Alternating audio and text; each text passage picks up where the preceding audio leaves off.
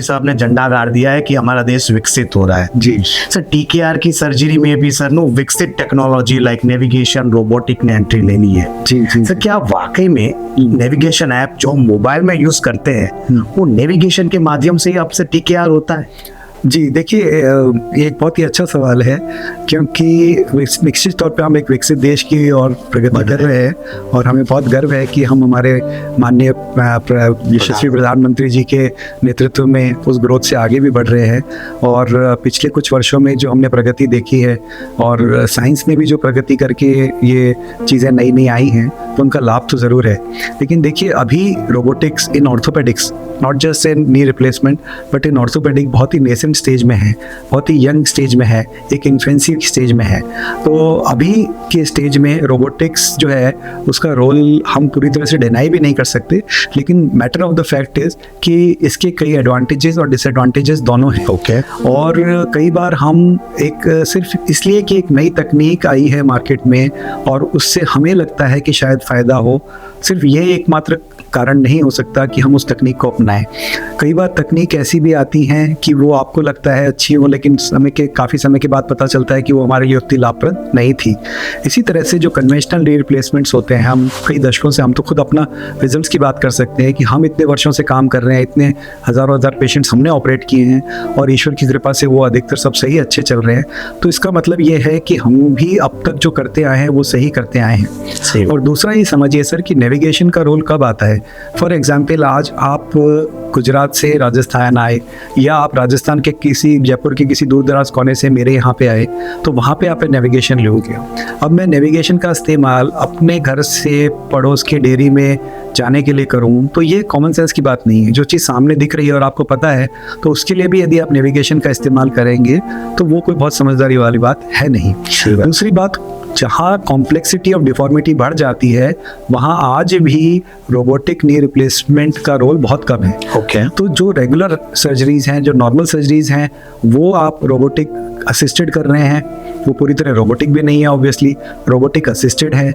और robotic assistance भी जो है वो सर्जरी का बहुत ही छोटा पार्ट है। प्राइमरीली बोन कट लेना, जो कि एक बहुत ही रिलेटिवली छोटा स्टेप माना जाता है। तो ये सब चीज़ों को देखते हुए मैं ये कहूँगा कि आने वाले समय में हो सकता है कि इसका और हम यूज़ कर पाए, लेकिन आज और इस साइंस के इस समय में जब हमें पता है कि हम उसके बिना भी मरीज़ को बेहतरीन रिजल्ट दे पा रहे हैं, तो मैं उस टेक्निक को अभी एक्स्ट्रा कॉस्ट दे करके, लाख रुपए मरीज के एक्स्ट्रा कॉस्टिंग बढ़ा करके, मैं वो टेक्निक आज के समय में मैं सोचता हूँ कि वो हम दूसरा समय आने पर यदि मुझे ऐसा लगा कि मेरे पेशेंट को उससे या किसी भी टेक्निक से और फ़ायदा हो सकता है, तो निश्चित तौर पे हम लोग उसको प्रोपोगेट और प्रमोट करेंगे।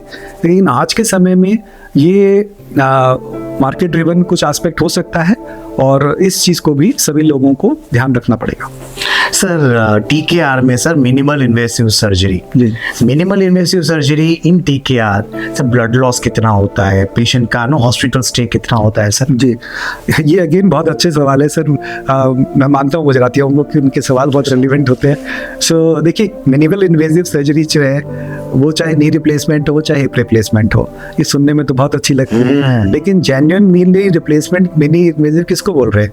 मैं एक आर्थ्रोस्कोपिक सर्जन हूँ, दूरबीन से भी जोड़ों का इलाज करता हूँ। तो हमसे मिनिमली इन्वेसिव तो कुछ नहीं हो सकता है ना, इतने छोटे छोटे से छेद करते हैं। लेकिन जहाँ बात नी रिप्लेसमेंट या हिप रिप्लेसमेंट की आती है, तो एक बात समझिए, ये मिनिमल इन्वेसिव कहना ऐसा ही है कि कोई ये कहे कि बिना मुंह खोले खाना डाल दीजिए। जो इम्प्लांट का साइज है, जो साइज का घुटना आपके अंदर डाला जाएगा, उतना तो खोलना ही पड़ेगा, उसके बिना तो आप उसको ऑपरेट ही नहीं कर सकते। तो मिनिमली इन्वेसिव का मतलब सिर्फ आज के समय में रिलेटिव कॉन्टेक्स्ट में अगर हम देखें तो वो यही है कि 2 सेंटीमीटर छोटा या 2 सेंटीमीटर बड़ा।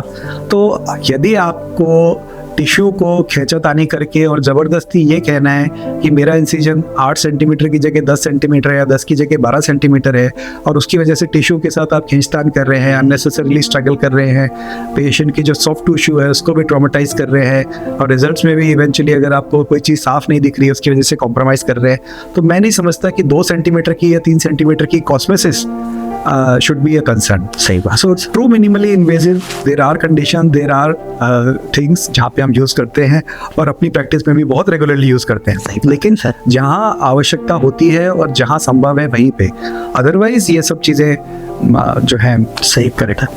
डॉक्टर अभिषेक गुप्ता, सर आपके वेटिंग एरिया में सर एक नजर घुमाए, there are so many fellowship, so many certificate, so many trophies. Sir बाजू में सर इमानत जी भी है सर कि आपको सर भगवान पे श्रद्धा, विश्वास, सर अटूट वो नाता आपका है सर, कनेक्शन। सर मैं समझता हूँ कि भगवान के साथ जो एक नाता होता है वो बहुत ही पर्सनल होता है, और जैसे जैसे यदि आप एक अच्छा काम करते हैं, अच्छी नीयत के साथ काम करते हैं और दूसरों के हित की बात सोचते हुए काम करते हैं, तो वो नाता बहुत स्ट्रॉन्ग होता चला जाता है। सही बात है। और गुरु जी श्री हित परमानंद जी, वृंदावन में उनका निवास है, केलीकुंज आश्रम में, मैं उनके दर्शन के लिए भी गया था। सही बात है। और वो बहुत ही महान संत हैं, आज के समय के सबसे महान संतों में से है।